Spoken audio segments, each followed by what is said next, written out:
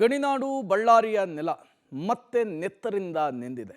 ಅದಕ್ಕೆ ಕಾರಣ ಬಿಜೆಪಿ ಮತ್ತು ಕಾಂಗ್ರೆಸ್ ಕಾರ್ಯಕರ್ತರ ಬ್ಯಾನರ್ ಸಂಘರ್ಷ.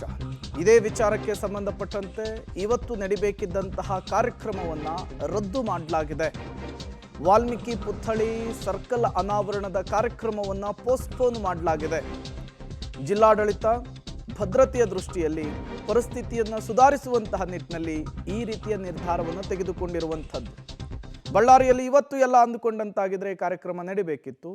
ಇದೇ ಕಾರ್ಯಕ್ರಮದ ನಿಮಿತ್ತ ಬ್ಯಾನರ್ ಕಟ್ಟೋದಕ್ಕೆ ಹೋದಂತಹ ಸಂದರ್ಭದಲ್ಲಿ ಘಟನೆ ಆಗಿತ್ತು. ಮತ್ತಷ್ಟು ಡೀಟೇಲ್ಸನ್ನು ಕೊಡೋದಕ್ಕೆ ಅಮರೇಶ್ ನೇರ ಸಂಪರ್ಕದಲ್ಲಿ ಜಾಯಿನ್ ಆಗಿದ್ದಾರೆ. ಅಮರೇಶ್, ಎಷ್ಟೇ ದೂರು ಕೊಟ್ಟರು, ಎಷ್ಟೇ ಹೇಳಿಕೆಗಳನ್ನು ಕೊಟ್ಟರೂ ಕೂಡ ರಾಜಕೀಯ ನಾಯಕರುಗಳ ರಾಜಕೀಯ ಹಿತಾಸಕ್ತಿಗೆ ನಡೆಯಬಾರದ ಘಟನೆ ಬಳ್ಳಾರಿಯಲ್ಲಿ ನಡೆದು ಹೋಗಿದೆ. ಬಳ್ಳಾರಿ ಮತ್ತೆ ಕಂಪಿಸಿದೆ. ಸದ್ಯಕ್ಕೆ ಪರಿಸ್ಥಿತಿ ಹೇಗಿದೆ, ಏನೆಲ್ಲ ಬೆಳವಣಿಗೆಗಳಾಗ್ತಾ ಇದೆ, ಡೀಟೇಲ್ಸ್ ಕೊಡಬಹುದಾ ಅಂತ ಹೇಳಿ.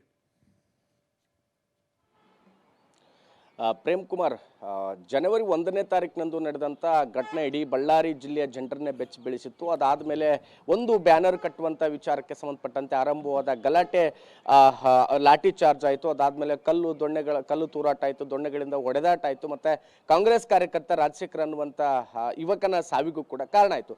ಅದಾದಮೇಲೆ ಸ್ಥಳದಲ್ಲಿ ಜನಾರ್ದನ್ ರೆಡ್ಡಿ ಅವರ ಮನೆ ಮುಂಭಾಗದಲ್ಲಿ ಸಾಕಷ್ಟು ಬಿಗುವಿನ ವಾತಾವರಣ ನಿರ್ಮಾಣವಾಗಿತ್ತು. ಅದಾದಮೇಲೆ ಪೊಲೀಸರು ಕೂಡ ಸಾಕಷ್ಟು ಪ್ರಯತ್ನ ಪಟ್ಟು ಪರಿಸ್ಥಿತಿಯನ್ನು ಕಂಟ್ರೋಲ್ಗೆ ತೆಗೆದುಕೊಳ್ಳಿಕ್ಕೆ ಸಾಧ್ಯ ಆಗಲಿಲ್ಲ. ಹೀಗಾಗಿ ಬೆಳಗಿನ ಜಾವ 2 ಗಂಟೆವರೆಗೂ ಸಹಿತ ಹೈಡ್ರಾಮಾಗಳು ನಡೆದಿತ್ತು. ಅದಾದ್ಮೇಲೆ ರಾಜಕೀಯ ನಾಯಕರುಗಳು ಅಂದ್ರೆ ಬಿಜೆಪಿ ಮತ್ತು ಕಾಂಗ್ರೆಸ್ ಶಾಸಕರು ಮತ್ತು ಮಾಜಿ ಶಾಸಕರು ಎಲ್ಲರೂ ಕೂಡ ಸ್ಥಳದಿಂದ ಕಾಲ್ಕಿತ್ತಿದ್ರು. ಆದ್ರೆ ಅದಾದ್ಮೇಲೆ ಬಳ್ಳಾರಿ ಒಂದು ರೀತಿಯಲ್ಲಿ ಅಶಾಂತಿಯ ವಾತಾವರಣ ಸೃಷ್ಟಿಯಾಗಿತ್ತು. ಸುಮಾರು 2 ದಶಕಗಳ ಹಿಂದೆ ಬಳ್ಳಾರಿಯ ರಕ್ತ ಚರಿತ್ರೆ ಏನಿತ್ತು ಅದು ಮತ್ತೆ ಪುನರಾವರ್ತನೆ ಆಯಿತು ಅನ್ನುವಂಥ ರೀತಿಯಲ್ಲಿ ಸಾಕಷ್ಟು ಚರ್ಚೆಗಳು ಕೂಡ ನಡೀತು. ಅದಾದ್ಮೇಲೆ ಕಾಂಗ್ರೆಸ್ ಕಾರ್ಯಕರ್ತ ರಾಜಶೇಖರ್ನ ಸಾವಾಯಿತು. ಅದಕ್ಕೂ ಕೂಡ ಸಾಕಷ್ಟು ಆಕ್ರೋಶಗಳು ವ್ಯಕ್ತವಾಯಿತು. ಮತ್ತೆ ಬಿಜೆಪಿ ಕಾಂಗ್ರೆಸ್ನ 2 ಕಡೆಗಳಿಂದಲೂ ಕೂಡ ಸಾಕಷ್ಟು ಜನರು ಗಾಯಗೊಂಡಿದ್ರು, ಪೊಲೀಸರು ಕೂಡ ಗಾಯಗೊಂಡಿದ್ರು.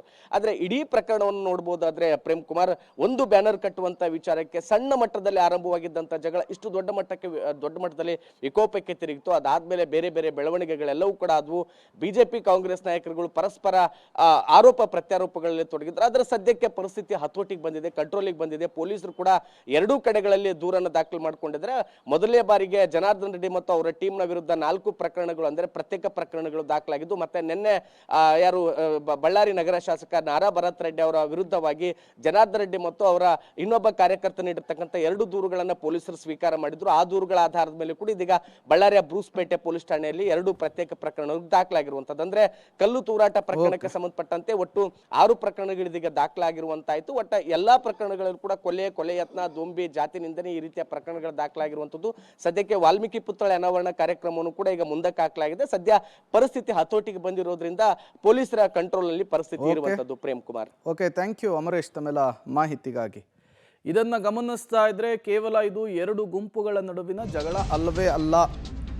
ಇದರ ಹಿಂದೆ ಬಳ್ಳಾರಿಯ ಪೊಲಿಟಿಕ್ಸ್ನ ಕರಾಳ ಮುಖ ಕೂಡ ಮುನ್ನೆಲೆಗೆ ಬರ್ತಾ ಇದೆ.